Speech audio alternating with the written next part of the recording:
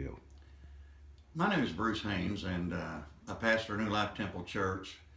We had a group called White River that we was on the road for several years. Gene Reesner, Benny Wood, Bob Ashley, J.R. Bradford, and myself. And so we toured a lot together, and we got to do a cruise this last week. And so Gene and Benny and I got to kick out some of the old songs and was together and just had a great cruise. And we'd been on the trip for 2 or 3 days, I guess, and I noticed that my buddy Gene just wasn't quite his jovial self, and just was kind of a little more to himself, and so I just started thinking, something's bothered him, or something's wrong, and so I just started praying for him and thinking about him, and I got a chance one night. I said, Gene, if we can get together, I'd just like to talk to you about a few things, and we got together the next day, and I just said, Gene, I just noticed brother to brother that something's not quite right with you, and is there anything that you might want to talk about, or is everything okay? I'm just concerned about you. And so Gene just kind of bowed his head there for a little bit, and he said, I know what it is, Bruce. And Gene told me, he said, when Brooke died, their daughter, it'd been a couple of years, and he said, it's hitting me harder the last couple of months than it even did at the start. And he said, I'm just really having a lot of problems with it. And I miss her, and I wonder, will I see her again? Will she know me? What's heaven really going to be like? And man, I had never lost a daughter, so I didn't really know what to say, except I love you. I'll pray for you, and I believe God will give you some peace. And so me and my wife Zoe just started praying for Gene and Viva and the family. And 2 nights later, and I want to tell this for all the Reesner family and all the friends of the family, because something happened to me that's never happened to me before.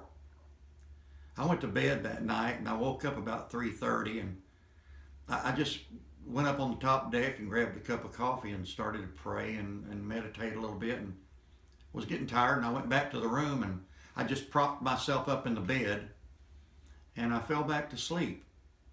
And when I was asleep, this happened to me, January the 29th at 5:15 a.m. In my sleep, I was standing in the middle of endless faces. And I saw people that I had known all of my life. Sunday school teachers, singers, relatives, people from Bible days. And the oddest thing about it was I knew them. I knew who they was. Never met them. Nobody had name tags on, but I knew them. And my dad and my mom and my granddad, they were all there. And family that I had never met. And I knew them. I knew their names. I knew who they was. And all of a sudden, I heard somebody say my name. And it started off kind of soft, like, Bruce. Bruce. Bruce. And I turned around, and this young lady started coming up to me, and it was as if she was floating up to me. It wasn't spooky, it wasn't weird, but it was just like all of a sudden she just floated right up to me, and she reached out and she threw her arms around my neck and she embraced me, and when she did, this indescribable peace flooded my being. It was euphoric. I don't even know how to describe it. It was euphoric. It was like the most ultimate high anybody could ever be on in their life. And it was Brooke. It was Brooke Reesner. And she looked at me And here's all she said to me. She said, tell Daddy I'm home.